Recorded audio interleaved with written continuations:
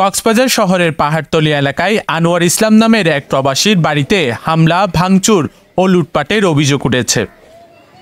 দুইটা বা অনুমানিক আড়াইটা হইব, তখন ইতারা ওয়াল ফালাই লাভ দিয়ে না ঢুকি ভিতরে আর দরজা হামলা জিততেছে, এর আর দরজা খুলে দিই। এখানে মুখসিনা চিনি নাম প্রায় পরে পরে নাম জানি আর কি, এলাকার কিছু উগ্রবাদী আর কি, সন্ত্রাস টাইপের। তো তখন আরারে মাইদের করে ভিতরে প্রচন্ড মাইদের করি বাদে এক রুম তো আর দুই রুমত আসছিলাম। এক রুম নিজেই আরারে মাইদের করি ছবি করে ভিডিও করতে চাই, ভিডিও করছি মানে তোমরা এলে অবৈধ হাজ করো, র্যাং করো, রন করো।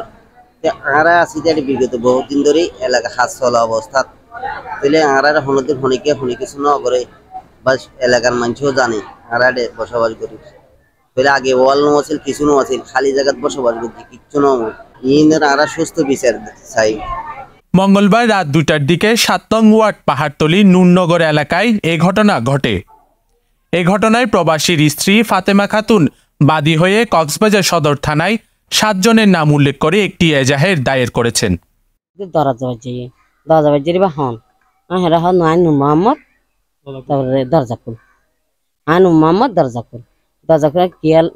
দরজা খুললে মাত্র বাটগুলো আর মাইদের করছি, মাইদের করে কেন যে টিয়া দে মোবাইল টিয়া লইয়ে দে 1,58,000 টাকা।